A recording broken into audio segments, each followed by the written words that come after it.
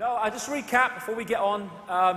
The hijack, the construct which comes down, this is where we're coming now into this part of it, as it operates within human society, and how all these different areas, here we go, politics, banking, secret societies, big pharma, pharmaceuticals, all actually being controlled or focusing on that central force and imprisoning us, enslaving us mentally, emotionally in this tiny frequency band. And that's the thing. They have to get us to believe we have no power. Now, this is an interesting area because this is a certain, what you might call timeline or sequence line. And if you're outside of that sequence line, you can see further down it. You can see things coming. And also, if you have a projected agenda and you can access these secret societies that know the projected agenda, then you can write prophetic novels about the future that turn out with hindsight to be incredibly accurate because they're not novels. You knew what the plan was. And like I said ages ago today, if you know the plan and nothing intervenes to stop the plan, you can predict the future. And so they can if you lock into this timeline, this sequence line, through inner secret societies, you know what's coming. And one of those secret societies is the Fabian Society, which has based in London, of course, and it has the logo of the wolf in sheep's clothing. I mean, giving it away or what? And interestingly, a year ago, Tony Blair, he's Fabian. If there's ever a half-truth in a Blair speech, it's a typing error. And people have said to me over the years give me some books that would tell us what this plan is and where he wants to go. Well, here's two. 1984, George Orwell, that's the police state and all that stuff, perpetual war part of it. Then there's Aldous Huxley, that's 1932, that's 1948. Brave New World, that's all the drug and genetic and mind manipulation part of it. And it just so happens that George Orwell, Eric Blair, went to Eton College, and his tutor in French at one point was Aldous Huxley, who introduced him to the Fabian Society, and that's where they got their information about the projected agenda. And he wrote to almost to his death to trying to expose it. And some people say, and they may well be right, that 1984 is code because 1984 was the 100th anniversary of the Fabian Society. So when you can get access to this projected agenda, you become an instant prophet. And there was a man in 1969 called Dr. Richard Day, and he was a Rockefeller insider. The Rockefeller family, massively part of this. And he worked for Planned Parenthood and all this stuff, which is a Rockefeller organization. And so he had the inside projection. And he, for some bizarre reason, no one seems to know why, he spoke to these pediatricians in Pittsburgh, Pennsylvania in 1969, and he said, put your pens down, don't make any notes, turn off any recording equipment, because I'm going to tell you how the world's going to change. And he proceeded to tell them what was going to happen in the world.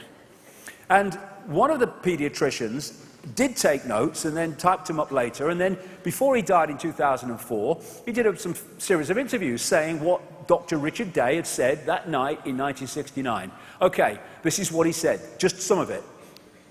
And when we look at this, and the one or two things that will follow, anyone that thinks this is not a coordinated agenda for humanity, well, crikey, have a look at it. This is what Dr. Richard Day said, 1969. Technology used for reproduction without sex, families to diminish importance, euthanasia and the demise pill, limiting access to affordable medical care makes eliminating the elderly easier.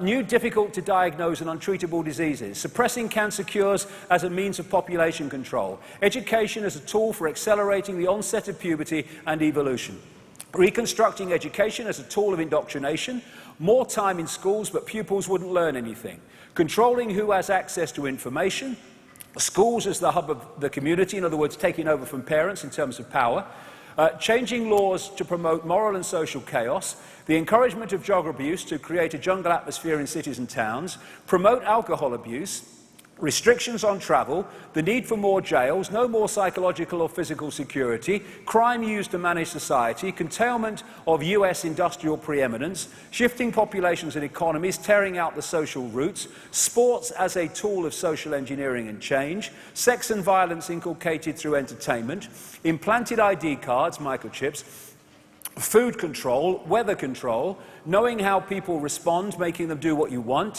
falsified scientific research, see human-caused global warming, use of terrorism, surveillance, implants, and televisions that watch you, the arrival of the totalitarian global system. Then there was the Frankfurt School that came out of that city in Germany in the 20s and 30s and then went to America. And this was their wish list all that time ago. The creation of racism offences, continual change to create confusion, the teaching of sex to children, huge immigration to destroy national identity, the promotion of excessive drinking, emptying the churches, undermining anything that is socially cohesive, legal system with bias against victims of crime, dependency on the state or state benefits, control or dumbing down of the media, encouraging the breakdown of the family. Now, this was a document dated 1979 that came to light in the 1980s called Quiet Weapons for Quiet Wars, and it was a manual from inside government agencies explaining how you collectively social engineer and manipulate the population. And this is some of the things that it said. Media. Keep the adult public attention diverted away from the real social issues and captivated by matters of no real importance. Media? What? Schools. Keep the young public ignorant of real mathematics, real economics, real law, and real history. Entertainment. Keep the public entertainment below a 6th grade level. Work. Keep the public busy, busy, busy with no time to think back on the farm with the other animals. It also said, keep the public ignorant and you have less public organisation. Create preoccupations and you lower defences. Attack the family unit, what a recurring theme that is in all of them, and you control the education of the young. Give out less cash and more credit and you trigger more self-indulgence and social engineering data.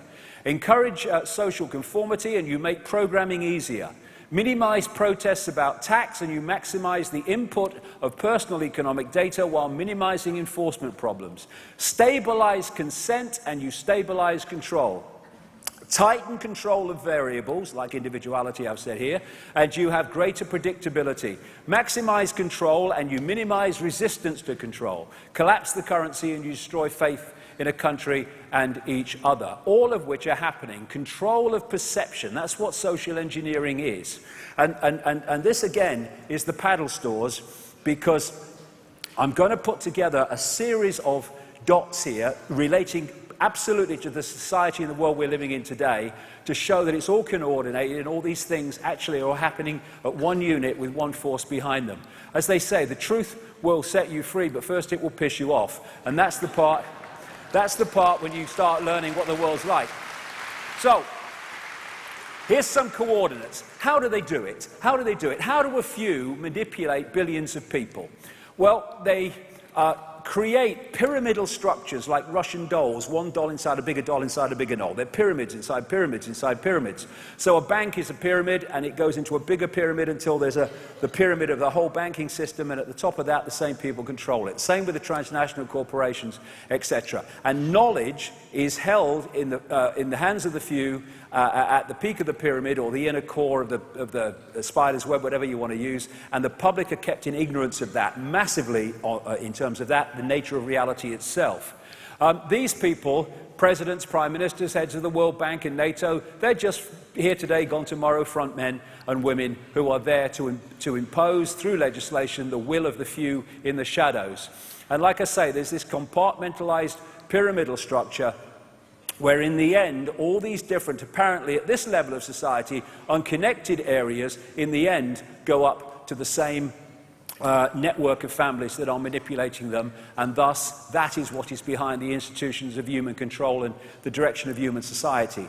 And we are holding the whole thing together because they are there, and we, silly sods, are holding the whole structure together. And if we walk away, it collapses. Our enslavement is dependent on our cooperation. We withdraw it, house of cards comes down. This is a key area within that construct of organizations that is very influential. The Round Table Secret Society started in Britain. The first head of it was Cecil Rhodes, who was the front man for the House of Rothschild. They created the Royal Institute of International Affairs in London in 1920. Watch the think tanks. That's one of the massive ways that they manipulate. Council on Foreign Relations came in 1921 in America, still massively influential in American foreign policy. Then the United Nations came, and the Bilderberg Group in 1954, a Trilateral Commission in 1973, and the Club of Rome. I'll come to that eventually in this section, because that was specifically created to use the environment as a means to justify human enslavement and changes in human society.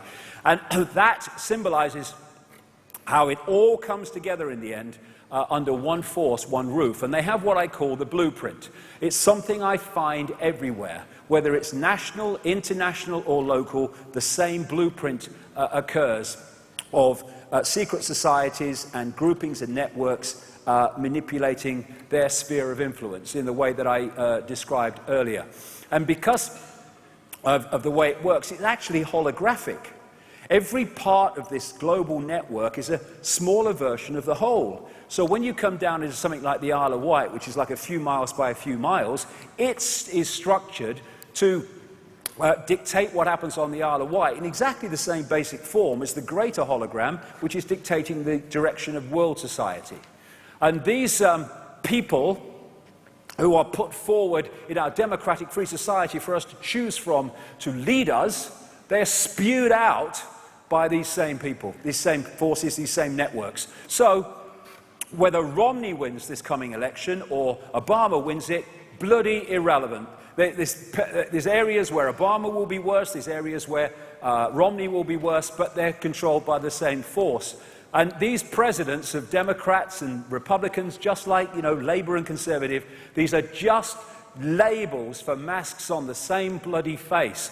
And this is a great symbolic image of the way it works. I'm giving the American example. I could be talking about anywhere. In America, they have the Republican Party. The previous one in power, apparent power, was Bush, George Bush. And behind him, quite acknowledged in the mainstream media, were a network of people known as the neocons or neoconservatives. And these are people like Wolfowitz and Pearl and the Bush family as a whole, and Cheney and Rumsfeld and John Bolton and all these people. And they controlled the Bush administration and the direction that it took. Then along came Obama, and they have, in the Democratic Party, what I call the democons. These are the Clintons, these are Zbigniew Brzezinski. I put Kissinger in it this time because he's an advisor to Obama, but he's usually over there. George Soros, the financier, he's in there. But the whole point is that at the next stage, after these groupings around that control the parties, the next stage is the same force controlling both of them. So it doesn't matter who gets in, because that's in anyway. This is the way it works. But that's hidden, so we think we're free because we have a vote. This is lovely, the illusion of free choice. Left, right, slaughterhouse, which one do you fancy? And so we're looking at this election now between a mask on the face and another mask on the face. They still think we're different. Well, we're increasingly sussing it, darling. This wonderful front page of Private Eye with Blair and Cameron, world's first face transplant a success. I mean, it just captured the whole bloody thing. I mean, look at it. Obama was going to be different from Bush. He's Bush on bloody steroids. I mean, it's ridiculous. This is a great one, too. Here we go. Oh, I'm going to vote Democrat next time. Oh, I'm going to vote Republican next time. What are we seeing now? Oh, the opinion polls for Labour, they're above Conservative. Oh, we go Conservative or Labour. Doesn't matter.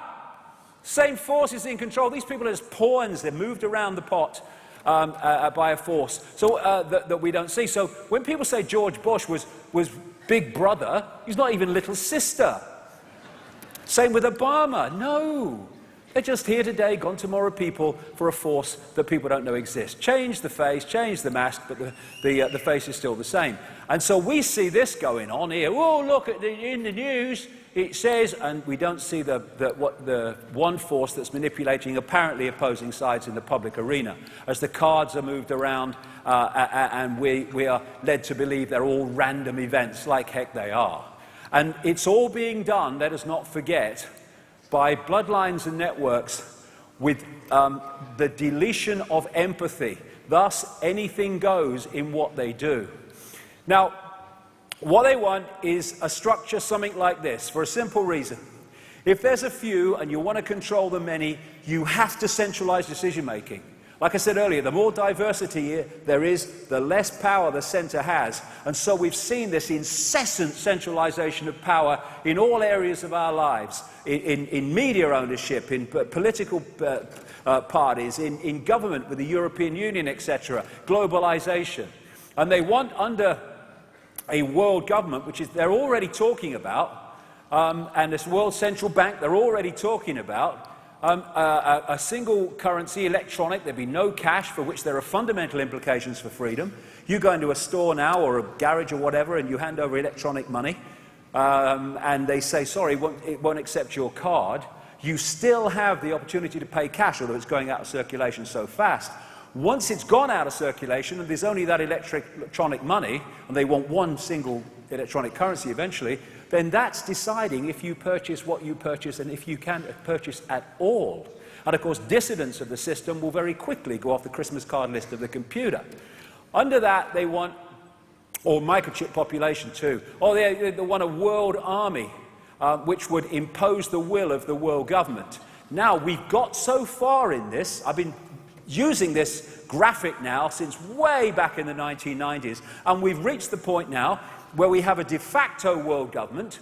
We call it the UN Security Council, or the G8, or whatever the G they're coming up with next, because what those few countries do is they decide that this country's behaviour is not acceptable, and therefore they're going to do something about it. And what do? They send in the de facto world army, called NATO, or the American or British military, to do what the few say must happen in these other countries.